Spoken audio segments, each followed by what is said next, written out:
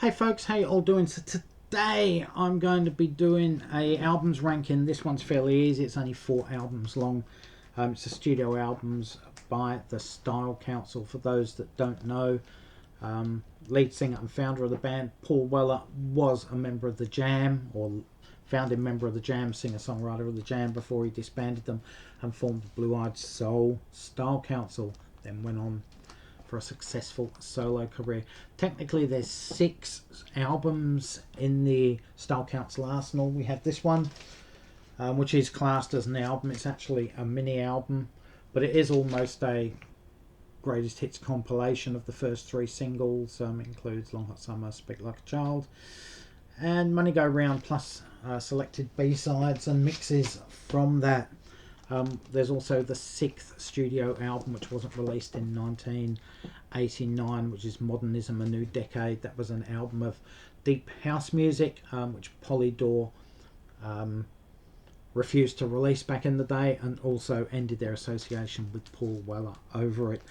That album was eventually released in 1998 as part of the 5 CD box set called The Complete Adventures of the Style Council, which included all of the tracks they had recorded during their career. There's several previously unreleased tracks on that, as well as the Modernism album. The Modernism album was eventually released as a standalone album around the year 2000, 2005, something like that. I never bothered to get it. I don't like it. There's only one song that does appeal to me on there, and that's the song Hope. The rest of it I couldn't care less for, and that would certainly be at the bottom of my rankings video had I have done it. So here goes. At number 4 on my list, no surprise to any Style Council fan, we have The Cost of Lovin'. This was their 3rd studio album. It was released in 1987.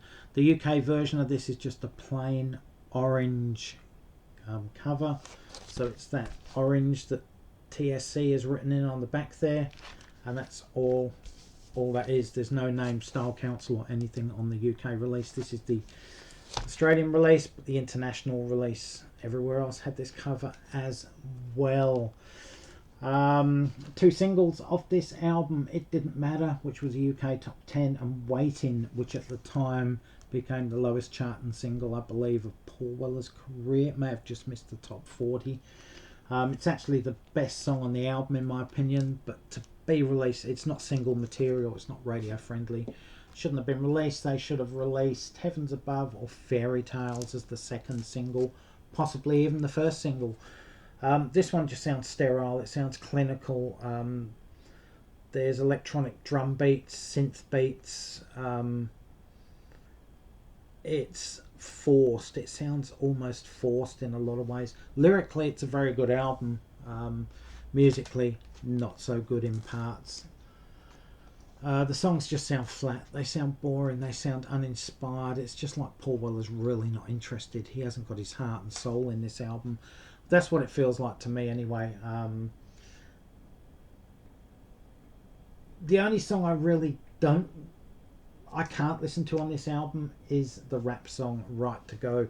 The rest of them I can listen to. I can put up with them. I don't turn them off when I play the album. I just listen to the whole album. It's okay. It's not great by any standards. And that's why this one comes in at around 5.5 out of 10 for me, so it does make the passing grade. It's probably the 2nd weakest, maybe 3rd weakest album of his entire 46 year career, whatever it is. At number 3 on my list, we have the Style Council's 2nd album, Our Favourite Shop, which was released in 1985. This is Paul Weller's political album. It's full of political leanings. It's very Blue Eyed Soul. It's very pop orientated. Every song could or was a radio friendly song. They could have certainly have all been singles and been played on the radio in my opinion, except for the Lenny Henry thing, which I don't really like, which is almost rap driven as well. I think Paul Weller went overboard with his political leanings on this album. He got involved with CND and a few other left-wing causes in the UK, and the whole album is in-your-face politics, and even though this is their most successful album worldwide, I also believe this was the start of the end or thereabouts for the Style Council. People were sick and tired of Paul Weller and his in-your-face ranting about politics and what he thinks about it and who you should vote for and this and that. It's also an album to me that is stuck. To me, okay, Sgt. Pepper's Lonely Hearts Club Band, to me, by the Beatles, is stuck in 1967. It belongs in 67. It sounds like 1967. It hasn't transcended the years and the ages as well as other Beatle albums. This is the problem I have with this. Although I really, really like every song, it's stuck in 1984, 85. Because of all the political messages, they're all aimed at Thatcherite Britain and what Paul Weller thinks of that. Any fan will know exactly what he thinks of that at this stage. Two of his best songs were on this album, Luck and A Man of Great Promise, neither of which were singles. Both could have been, maybe would have been and should have been singles, and certainly would have been top 10 hits in the UK in my opinion.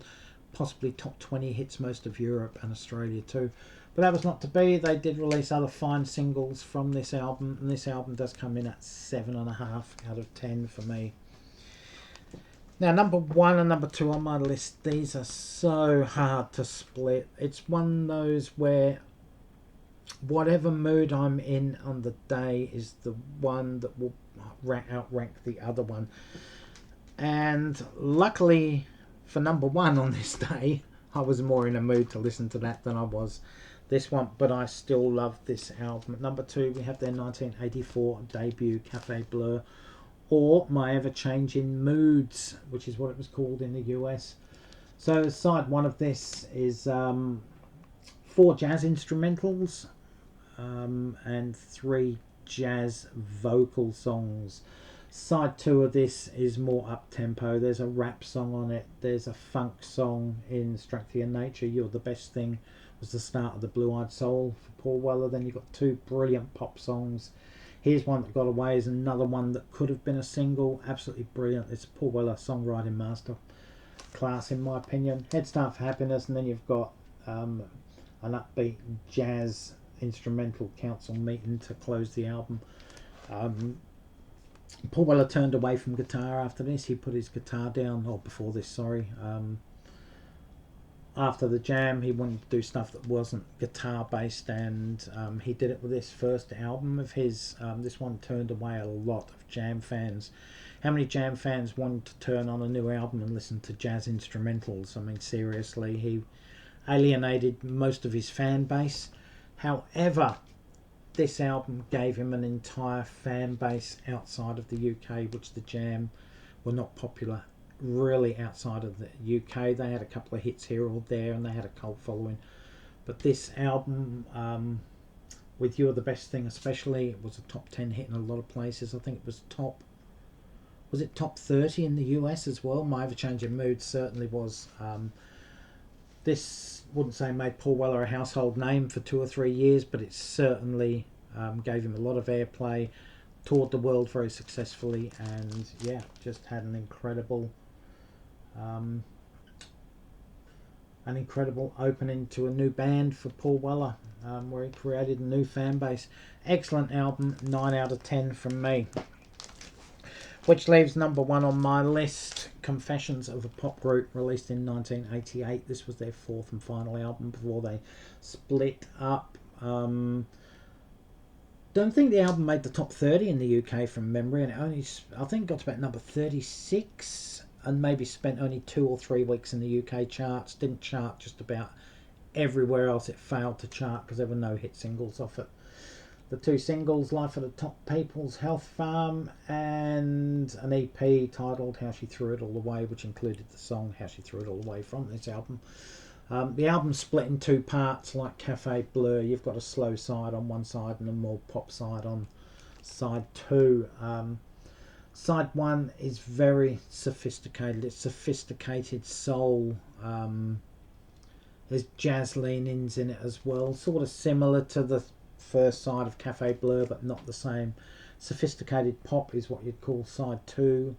The media didn't like this album. They thought Paul Weller was being self-important, self-indulgent, had his head up his own arse basically, and had grandiose visions of self-importance, etc., etc.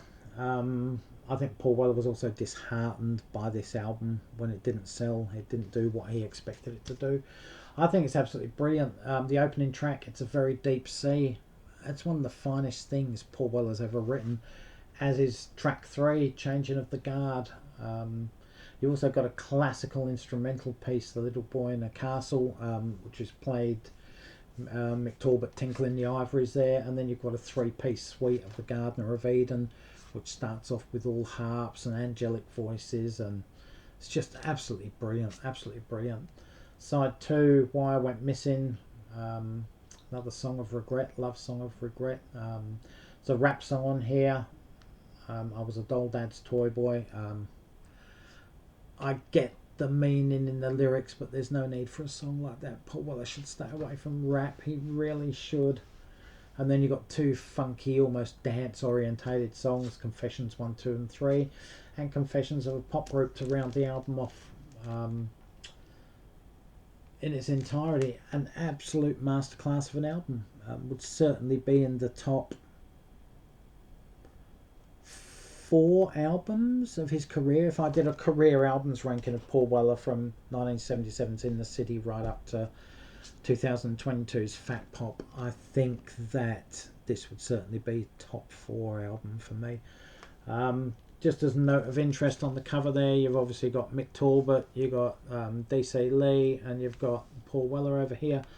DC Lee is strategically placed behind the piano due to the fact that she was approximately 8.5 months pregnant at the time the photo shoot was taking place, and Paul Weller wanted to avoid media attention for the fact that they were married and having a baby.